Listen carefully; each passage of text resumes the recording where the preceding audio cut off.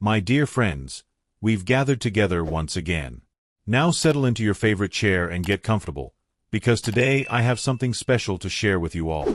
As I prepared this content, I kept thinking about valued viewers like you. Your likes and comments inspired me to give it my very best. I know time is precious. That's why I want to make these minutes truly worthwhile for you. If today's video brings even a small smile to your face or brightens your day just a little, that would make me so happy. Now join me on this journey. But remember, your support is what keeps this channel going. Your likes, comments, and especially your subscriptions give me the strength to continue. Shall we begin? I'm certain this special content I've prepared for you today will bring some wonderful surprises. It was a Tuesday in London, but not the kind of Tuesday that makes sense. No, this was one of those oddly overcast, slightly suspicious Tuesdays where the clouds hang low like gossip, and even the Queen's pigeons seem to fly in passive-aggressive spirals. Somewhere near the end of the mall, a man was walking with a purpose. A bold purpose. A confusing purpose. A Jared Leto kind of purpose. He wasn't just visiting. He was on a quest. Wearing a tattered Victorian trench coat, custom-dyed with elderberry and sadness, combat boots stitched from upcycled Birkin bags, and sunglasses in the shape of mini Big Bens, Jared Leto didn't just step onto the cobblestones of Buckingham Palace. He glided, as if guided by the ghost of Shakespeare's ghost's ghost. In his left hand, a lute. In his right, a biodegradable pouch of vegan fig incense, wrapped in hand-pressed linen and regret. Jared Leto had become many things in his life: Oscar winner, frontman, part-time vampire. But today, he was on a mission far greater than any award. He was going to make a royal guard laugh. Not flinch. Not blink. Not tremble. Laugh. Because legends spoke of their unshakable resolve. Their frozen faces. Their immunity to fart jokes and TikTok dances. But Jared Leto was not a legend. He was a method-acting myth. He'd once refused to break character for 6 months after playing a man who only spoke in riddles. He was still banned from 3 different Whole Foods for trying to barter payment in dragon runes. He stopped just feet from the first guard. Red coat. Bearskin hat. A face more British than Earl Grey arguing with his wife over scone temperatures. Leto whispered, "I am Sir Gigglesworth, forgotten jester of House Biscuit. I've come to awaken your soul with interpretive pastry." He pulled out 3 buttery scones, juggled them backwards, while humming Bohemian Rhapsody in D minor. The guard didn't blink. Jared leaned closer and recited Shakespeare backwards while applying a glitter mustache to his own face with a vegan glue stick. Phil. Nothing. He fell into an elaborate yoga position he called downward corgi, then produced a live pigeon from his sleeve. The pigeon wore a monocle and whispered British insults like, "Your tea is oversteeped." Even the pigeon was disappointed. Jared's final gambit? A kazoo rendition of God Save the Queen, remixed as dubstep while balancing on one toe and beatboxing the Queen's corgi names. Silence. He finally collapsed on the gravel, defeated, arms outstretched like a failed Renaissance angel. "Why won't you feel things?" he cried to the heavens. That's when it happened. A twitch. A micro-expression. A twinge in the left guard's eyebrow. Jared gasped. You moved." Then came the corgis. They emerged like shadowy knights from behind the palace hedges. 12 strong, wearing tactical biscuit vests and monocles strapped with elastic. One barked in Morse code. The lead corgi, Sir Sniffles, growled and approached Jared with authority. Jared bowed deeply.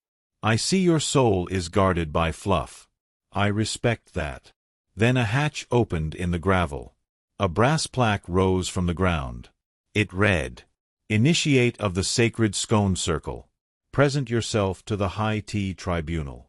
Out came a tiny elevator. Jared stepped in. The corgis followed. The elevator descended into what could only be described as underground Buckingham. Downstairs was a glowing marble corridor filled with portraits of famous British scandals. The time Winston Churchill spilled tea on his lap and blamed France, the secret Corgi Olympics of 1987, and the Duchess who once mistook clotted cream for anti-aging lotion. Finally, Jared was led into the hall of high tea judgment. The tribunal stood ready. On the left, Lady Biscuitweather, former Olympic-level teacup juggler. On the right, Earl Spatula, whose beard had its own knighthood. At the center, Commander Crumb, a guard so still, he once stared at a wall for 19 hours just to make it cry. Commander Crumb spoke. "State your name and intent, Leto of House Method." Jared cleared his throat. "I come seeking laughter. Emotional leakage. A smirk. A chuckle. Even a snort. I am here to pierce the fortress of stoicism and say, 'Feel something, damn it.'" The room gasped. The Queen's hologram flickered on. She squinted. "Oh, it's you. The Morbius man." "I was also in Blade Runner 2049, Jared added. "Still haven't forgiven you," she muttered. The Queen's corgi holograms surrounded him. Jared dropped to one knee. "Your Majesty, I ask for just one royal guard smirk. That's all. A giggle. A wheeze. Just one breakdown of British poker face." The Queen conferred with her advisors, 2 pigeons and a taxidermy squirrel. Then she announced, "Let the guard games begin." Jared was escorted back up, now in ceremonial jester armor made of teacups and crumpet shields. Back at the palace lawn, the crowd had grown. Tourists, staff, 2 YouTubers, and 1 confused Elon Musk clone all watched. The 3 royal guards stepped forward. They nodded. Jared took his loot, stepped onto a marble biscuit pedestal, and began the most absurd monologue ever heard in British airspace. To laugh or not to laugh, that is the biscuit. Whether 'tis nobler in the mind to suffer the scones and jam of outrageous fortune, or to rise and take arms against a sea of marmalade. The guards flinched. He pressed on. Out came puppets. Mimes. Scone puppets. Even a one-man reenactment of the Spice Girls movie, backwards. And finally, one of the guards cracked. A grin. A glorious, glorious smirk. The crowd erupted. The Queen's hologram dropped her teacup. The corgis howled in celebration. And Jared Leto stood there, panting, victorious. He looked up, eyes moist with pride. "I did it. I made Britain laugh." The middle guard stepped forward, removed his hat, and underneath, a smaller Jared Leto. "Plot twist," he said. "I was the royal guard all along." Jared fainted, and the pigeons applauded. When Jared Leto came to, his head was resting on a velvet scone pillow. He blinked once, twice. The room around him smelled faintly of lavender, disappointment, and something dangerously close to Marmite. Everything was soft, regal, and far too symmetrical to be natural. "Am I dead?" he muttered. "No," said a voice, deeply British and vaguely judgmental. "Just in holding." Jared sat up, eyes squinting into the golden candlelight of what appeared to be a Gothic chamber buried beneath Buckingham Palace. Above him hung a chandelier made entirely of tea bags, Earl Grey, Darjeeling, and 1 suspicious Lipton. Portraits lined the walls, Churchill shaking hands with Paddington Bear, the Spice Girls in military formation, and what seemed to be a corgi knight jousting with a sausage dog. He looked around. He wasn't alone. To his left sat a man in a full-plate armor made of biscuit tins. He had a monocle glued to each eye. To his right, a woman sipped tea upside down while balancing a spoon on her nose. Neither spoke. In front of them stood a stone lectern, flanked by 2 more royal guards, this time not bearing arms, but teapots. Brass. Ornate. Potentially weaponized. A door creaked open, and in walked the Honorable Lady Marmaduke of the Sacred Tea Order. Behind her trailed a group of scribes, corgi clerks, and 1 seagull wearing a powdered wig. She cleared her throat. "Mr. Leto," she began, "you stand accused of violating the Stoic Compact of 1673, which states, and I quote, 'Thou shalt not provoke a queen's guard to the point of expressive muscle spasm.'" Jared blinked. "So, I'm being prosecuted for making someone smile." "No," said Lady Marmaduke, "you're being prosecuted for succeeding." The room murmured. A pigeon gasped. Jared stood, adjusting his crumpet-stitched cloak. "Your ladyship," he said. "With all due respect, you called this the Sacred Order of Tea and Laughter. What did you expect would happen?" "We expected failure," she snapped. "The same way we expect the Queen to win at bingo every Thursday." A clerk read from a scroll, Count 1, willful weaponization of comedy. Count 2, excessive method acting without permit. Count 3, unauthorized use of historical pastries in a public spectacle. Jared raised an eyebrow. "I plead, innocent." Silence. Then a single cough. Then a snort. Then one of the corgis let out a full-blown wheeze. "Order!" Lady Marmaduke barked, slamming a spoon-shaped gavel. "Proceed with the tea trial." At that moment, the floor beneath Jared began to rotate. He descended slowly, like a disappointed barista sinking into a trapdoor of existential dread, until he landed on the trial stage. An underground arena. Candle lit. Corgi guarded. Biscuity.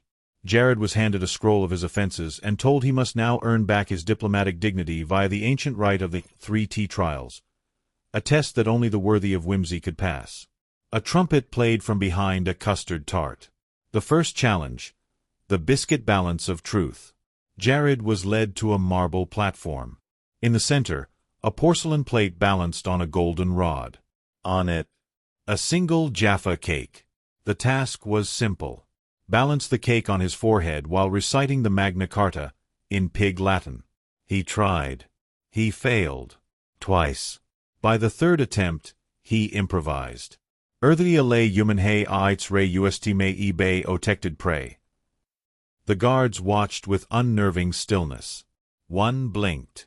That counted as applause. Challenge 1. Passed. The second challenge, the scone of shadows. He was handed a cold scone and led into a room so dark even darkness felt insecure. Inside, holograms of Britain's greatest straight-faced men surrounded him.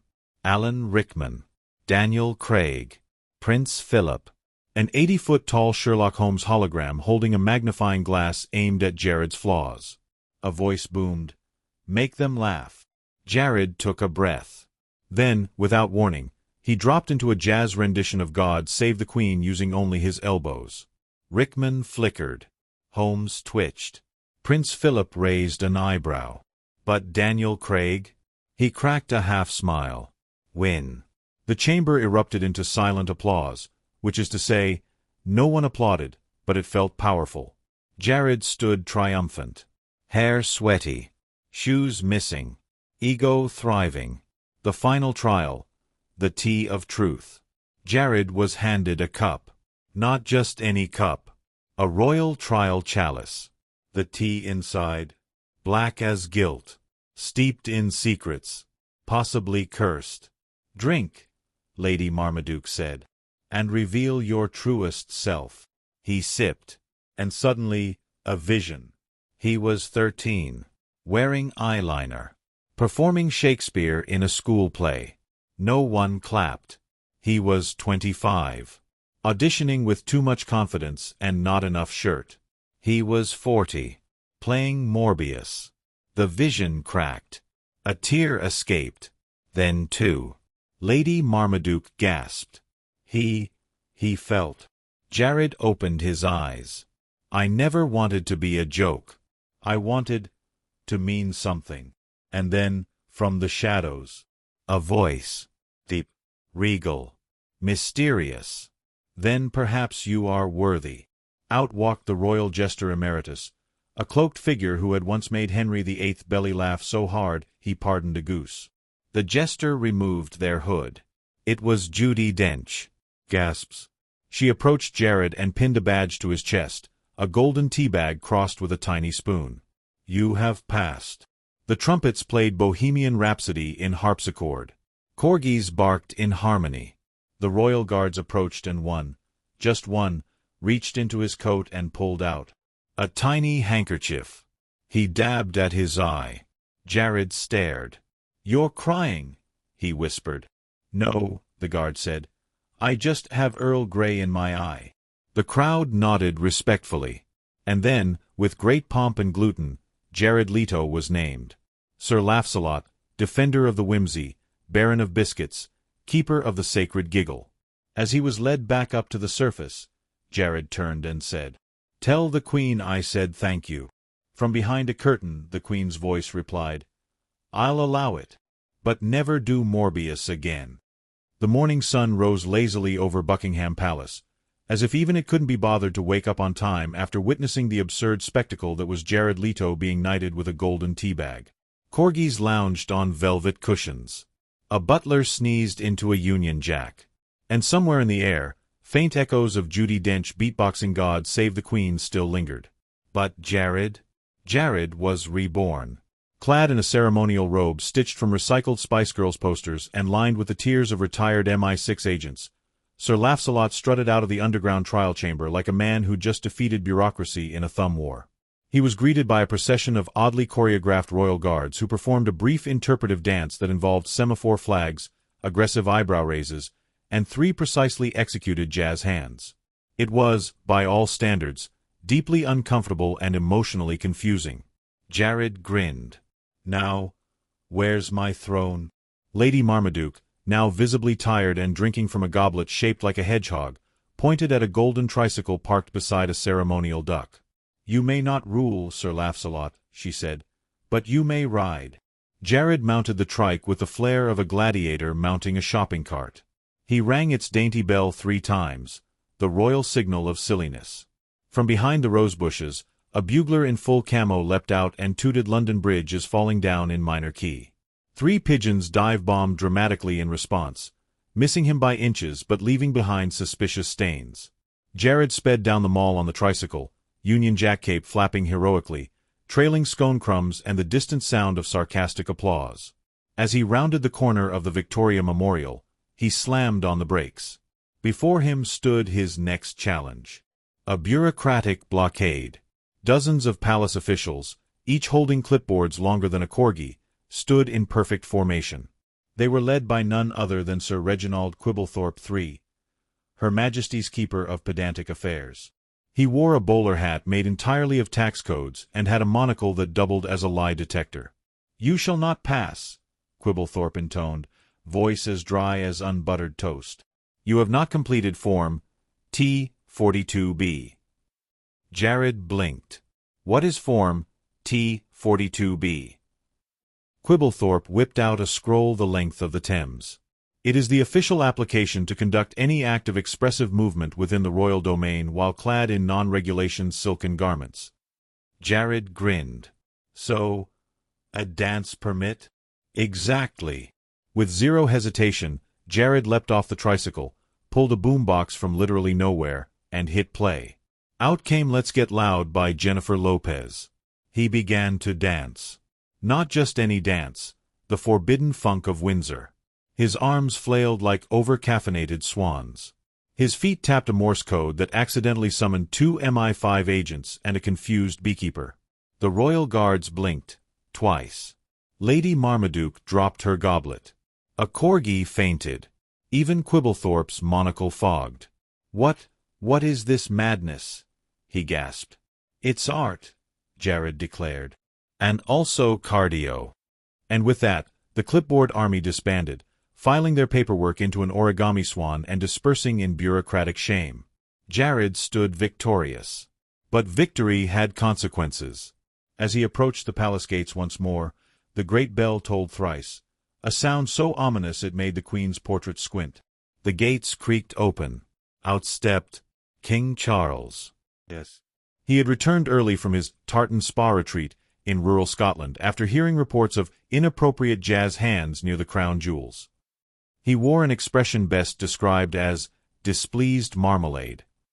"Mr. Leto," he said, voice like a velvet chainsaw. "I've heard things." Jared bowed. "Only the fun ones are true. You staged an underground tea trial without a safety kettle. Allegedly. You were knighted using an unregistered teaspoon. She was Judi Dench. What was I supposed to do? Say no?" Charles paused, then nodded slowly. "A fair point." But just then, boom. A rogue gong echoed across the courtyard. The Queen had returned. but not on foot. She descended from the sky in a hot air balloon shaped like Winston Churchill's face, powered by literal pettiness and Victorian hot gossip. "Who dares interrupt my holiday television marathon?" she boomed. Even the clouds trembled. Jared gulped. "It's me," he said, raising his hand sheepishly. "You," she snapped. "The method man who traumatized my guards and insulted the structural integrity of our national tart." He took a step forward. "Ma'am, with deepest respect." I made them smile. The Queen blinked. "You what?" He pointed. 3 royal guards stood still, but tears of laughter glistened on their stoic cheeks. One held a kazoo. Another wore mismatched socks. The third was teaching a corgi how to moonwalk. The Queen descended in silence. She stepped before Jared. The crowd held its breath. And then she slapped him, right on the cheek. Not hard, not cruel, but ceremonially, with a glove made of Lady Diana's favorite silk. "You are hereby banished from seriousness," she declared, "and appointed Royal Fool Supreme." Jared smiled. "Best promotion ever." Behind him, a brass band broke into a ska version of the national anthem. Confetti cannons launched out of the corgi kennels. A nearby pigeon laid an egg in salute. Jared Leto had not only survived the monarchy, he had joined it, on his own terms. With glitter, nonsense, and possibly an expired egg mayo sandwich still in his coat pocket. The gardens of Buckingham Palace had never seen anything like it. Gone were the days of quiet picnics with cucumber sandwiches and subdued corgi frolicking. In their place, pyrotechnics, laser lights bouncing off the palace windows, and an official royal DJ booth manned by none other than Dame Helen Mirren wearing glow-in-the-dark headphones and shouting, "Drop that beat!" At the center of this historical fever dream was Jared Leto, now formally titled Sir Laughs-a-Lot, Duke of Disruption, Earl of Eccentricity. He stood atop a velvet stage shaped like the letter Q for Queen? Questions? Quiche? No one was sure, clad in a robe stitched from glittering Union Jacks, platform boots with corgi-shaped heels, and a crown made entirely from repurposed tiaras once worn by royal wedding guests. Jared lifted a golden ladle filled with elderflower fizz and shouted to the crowd, "By the power vested in me by the tea bags of destiny, I hereby declare this land free of seriousness, drab gray cardigans, and all forms of lukewarm tea." A cheer rose from the audience, an eclectic mix of royal guards, now all wearing sunglasses, dazed tourists, high-ranking nobility, spice girls, including one mysterious sixth member named Scone Spice, and at least 2 confused pigeons who somehow became part of the choreography. Then came the crowning.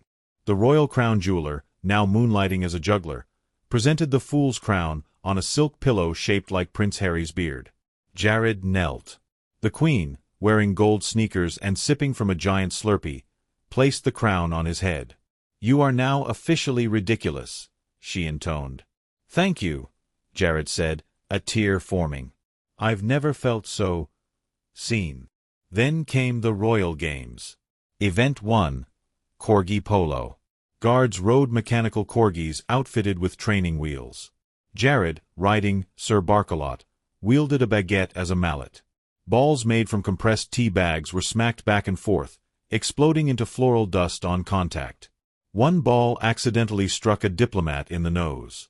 Apologies were sent via singing telegram. Event 2. The Crumpet Gauntlet. A race through a hedge maze filled with flying crumpets, marmalade traps, and the occasional commentary by David Attenborough, who narrated Jared's every move. Here we see the American thespian, navigating British absurdity with all the grace of a ferret on a slip and slide. Event 3. The Biscuit Duel. Jared faced off against Prince William in a high-stakes biscuit balancing challenge. Whoever could stack the most custard creams on their forehead while singing the chorus of Bohemian Rhapsody won. Jared lost, but gained a spontaneous duet moment with Ed Sheeran, who appeared out of nowhere strumming a ukulele shaped like Big Ben. Then came the grand finale. The coronation roast. As fireworks lit up the London skyline, the Queen herself took the mic. "Jared," she began, "I once feared America might one day annex the monarchy with memes. But now, I see, we simply needed a jester. And you, dear boy, are the chaos our empire didn't know it desperately craved. Applause. A single corgi wiped away a tear with a silk napkin. The stage rose. Jared was lifted into the air via helium balloons shaped like historical scandals. He waved, glitter falling from his sleeves like royal confetti. "To silliness," he shouted. "To silliness," the crowd echoed. As the clock struck midnight, Dame Helen Mirren closed the set with an EDM remix of God Save the Queen. People danced. Guards break-danced. A butler did the worm. A portrait of Winston Churchill was seen smirking. And thus, in a night of absurd pageantry, Jared Leto became part of royal folklore. Not as a prince, not as a politician, but as the fool who reminded them all how to laugh again. Just when it seemed the kingdom had reached peak silliness, Jared Leto unleashed Phase 2 of his master plan, Operation Whimsy Ascendant. The palace had barely recovered from the kazoo barrage when a royal proclamation was dispatched by pigeon, wearing aviator goggles, of course, to every village, borough, and sandwich shop in Britain. The decree. As of tea time henceforth, all acts of public seriousness must be balanced by an equal and opposite prank. Examples included: frowning in public. You must wear bunny ears for 12 minutes. Delivering a serious speech. It must include one dad joke and a sudden disco pose. Taking yourself too seriously? You're legally required to slip on a banana peel, but only if placed on a velvet rug. The national anthem was also reworked. Gone was the solemn brass, now replaced with slide whistles, banjos, and a choir of sheep trained in harmonic bleating. Jared convened a parliament session dressed in full armor made of jelly molds. He began with, "My lords, my ladies, and my llamas." At this point, 3 actual llamas entered the chamber wearing powdered wigs. One of them sneezed directly into Lord Figworthy's monocle. Chaos. Oh. It was now called structured nonsense. In the courtyard, the royal guards had truly embraced their new roles. They no longer just stood silently. They juggled teacups while quoting Shakespeare. One recited, "To be or not to be," while pogo-sticking in place.